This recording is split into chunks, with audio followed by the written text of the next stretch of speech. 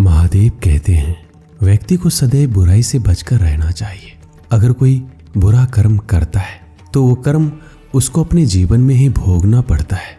जिस प्रकार बछड़ा झुंड में से भी अपनी माँ को ढूंढ लेता है, वैसे ही कर्म का फल आपको हजारों की भीड़ में भी ढूंढ लेगा।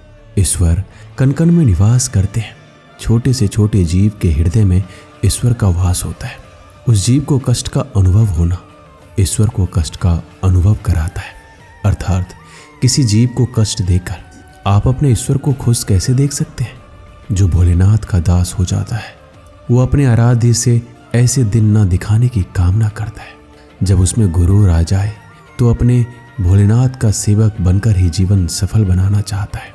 जो व्यक्ति सदैव हंसता खेलता मुस्कुराता रहता, अगर वो अपने स्वभाव से भिन्न हो जाए अर्थात चुप गुमसुम उदास रहने लगे, तो समझना उसके हृदय में एक दर्द है। उस दर्द ने उसे कमजोर बना दिया है। जिसमें व्यक्ति के पास संपूर्ण धन दौलत ऐश्वर्य वैभव सब है, मगर संतुष्टि नहीं है। उस धन दौलत का कोई अर्थ नहीं, क्योंकि वो व्यक्ति सदैव असंतुष्टि की स्थिति में रहता है। जिसके पास संतुष्टि है वो थोड़े में भी संतुष्ट रहता है। जब भी आप कोई बुरा कार्य करते हो या अच्छा कार्य करते हो, आपको लगता है कोई नहीं देख रहा है, लेकिन आप ये क्यों भूल जाते हैं कि आप जो कुछ भी कर रहे हैं भगवान की दृष्टि सदैव आप पर बनी हुई है। इसलिए आप ये ना समझें कि आप अकेले हैं। भगवान सदैव आपके साथ होते हैं। जलन यानी ईर्ष्या, तो ये आखिर ईर्ष्या होती क्या है? इसका जन्म कैसे होता है? और ये समाज किसी भी दूसरे मनुष्य की तरक्की खुशहाली और सफलता को देखकर जलन का भाव अनुभव आखिर क्यों करता है? इस बारे में महादेव कहते हैं कि ईर्ष्या हमारे मन का वो भाव है जो कहीं ना कहीं हमारे भीतर छुपा हुआ होता है, और ये भाव तब बाहर आता है जब कोई दूसरा व्यक्ति हमसे ज़्यादा सफलता पाने लगता है। अगर कोई हमसे आगे चला जाता है या तरक्की कर लेता है तो हमारे मन में उस व्यक्ति के लिए ईर्ष्या पैदा होती है। हम वो सब पाना चाहते हैं जो उस दूसरे व्यक्ति के पास है, और हमारा उस अवस्था को पाने के लिए बेचैन हो जाना जिसके बारे में हमने कभी सपने में भी नहीं सोचा, ना ही उस व्यक्ति को पाने की कोई कोशिश की। हम केवल वो पाने के लिए परेशान रहते हैं जो उस दूसरे व्यक्ति के पास है। महादेव कहते हैं इस परिस्थिति में हम ये भूल जाते हैं कि हमारे पास जो कुछ है हमें उसी में संतुष्ट रहना चाहिए। यही असंतुष्ट का भाव ईर्ष्या को जन्म देता है। कलयुग में मनुष्य की सबसे बड़ी कमी यह है कि वो अपने सुख से सुख ही नहीं है, ना ही अपने दुख में दुखी रहता है, बल्कि उन्हें तो दूसरों के दुख में सुख मिलता है, और दूसरों के सुख को देखकर वो दुखी हो जाता है और अपने मन में जलन का भाव पैदा कर लेते हैं। ये जलन का भाव अकेले नहीं आता। ईर्ष्या का भाव मनुष्य के अंदर दुख शोक चिंता भय और व्याकुलता को अपने साथ लेकर आता है। जलन के भाव के दो ही कारण हो सकते हैं। महादेव कहते हैं कि पहला कारण होता है हम जिस वस्तु से प्रेम करते थे या जिस व्यक्ति से प्रेम करते थे वो हमें छोड़कर किसी दूसरे के पास चला गया, या फिर किसी दूसरे को वो वस्तु हमसे पहले प्राप्त हो गई। और दूसरा कारण ये होता है कि जब समाज में कोई व्यक्ति हमसे ज़्यादा तरक्की कर लेता है, उसे कोई ऐसी उपलब्धि मिल जाती है जिससे समाज हमारे महत्व को कम करके उसी के गुण गाने लगता है, फिर चाहे वो आपके मित्र ही क्यों ना हो। जब हम उस व्यक्ति से द्वेष रखने लगते हैं तब जन्म लेती है जलन यानी ईर्ष्या। महादेव कहते हैं जरा महसूस करके देखिए, जब आप छोटे बच्चे थे तो क्या आपको अपने ही भाई बहन और मित्रों से जलन नहीं होती थी? क्या अगर आपके मित्र परीक्षा में आपसे अधिक अंक पा लेते थे, या फिर आपके माता पिता आपके दूसरे भाई बहन को आपसे अधिक प्रेम करते थे, तो क्या आपको उन्हें देखकर जलन का भाव नहीं होता था? क्या आप नहीं चाहते थे कि सभी लोग सबसे ज़्यादा आपको ही महत्व दें और आपके बारे में ही सोचें और बात करें? जलन का भाव जहर के समान होता है। ये मन में क्रोध को जन्म देता है। क्रोध कभी कभी हमें भीतर से इतना दुखी और व्याकुल कर देता है कि हम मानसिक तौर पर बीमार हो जाते हैं।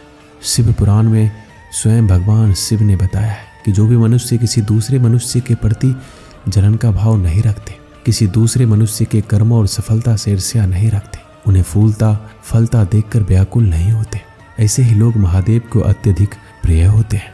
इसी के साथ भगवान शिव ने यह भी बताया है कि जब हम कोई कार्य करते हैं और उसको पूरा होने के बाद भी हमें मनचाहा परिणाम नहीं मिलता, ऐसी परिस्थिति में व्याकुल होने की बजाय हमें अपने कर्मों पर भली भांति विचार करना जरूरी होता है और ये सोचना जरूरी हो जाता है कि हमसे आखिर क्या कमी रह गई, और तभी हम अपने प्रयास में सफलता हासिल कर सकते हैं।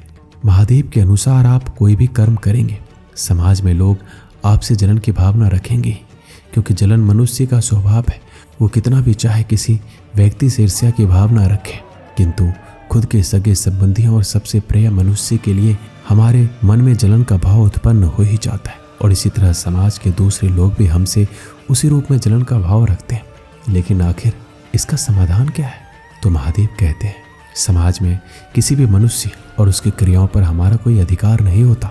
हम किसी पर भी अपना वश नहीं रखते, लेकिन हम खुद पर नियंत्रण रख सकते हैं, खुद को काबिल बना सकते हैं। जिसके मन में ईर्ष्या जागृत हो जाता है, वहाँ पर लालच खुद ब खुद पनप जाता है, और यह ईर्ष्या और लालच हमारे मन में भय और क्रोध को जन्म और बढ़ावा देती है। महादेव कहते हैं, वास्तव में ईर्ष्या एक सच्ची आत्मा से दूसरे की आत्मा के बीच की लड़ाई है, और यह हमें नरक की तरफ ढकेलती है। महादेव कहते हैं, अगर हम अपने मन के अहंकार को खत्म नहीं करेंगे तो हम अपने मन के दायरे से बाहर जा ही नहीं सकते। हम जिन भौतिक चीज़ों की वजह से एक दूसरे के साथ प्रतिस्पर्धा करते हैं, दूसरों की तरह बनने की कोशिश करते हैं, ये भौतिक चीज़ें वास्तव में सदैव के लिए नहीं रहेगी। हम अपनी तुलना जलन की वजह से दूसरे लोगों से करने लगते हैं, और अगर हम इस लड़ाई में हार जाते हैं तो हमें चिंता और जलन होने लगती है, जिसकी वजह से अपना मानसिक संतुलन खो देते हैं। वहीं अगर इस लड़ाई में जीत जाते हैं तो हम और श्रेष्ठ बनना चाहते हैं, और ये लड़ाई कभी खत्म ही नहीं होती। ईर्ष्या का भाव हमेशा हमारे मन में बना रहता है, जिसका सबसे बड़ा कारण है असंतुष्टि का होना। अगर हम अपने मन में अहंकार खत्म नहीं करेंगे तो हम अपने मन के दायरे से बाहर जा ही नहीं सकते, और हमारा मन हमेशा ये चाहेगा कि हम दुनिया की नज़रों में सबसे अधिक महत्व हमारा ही हो।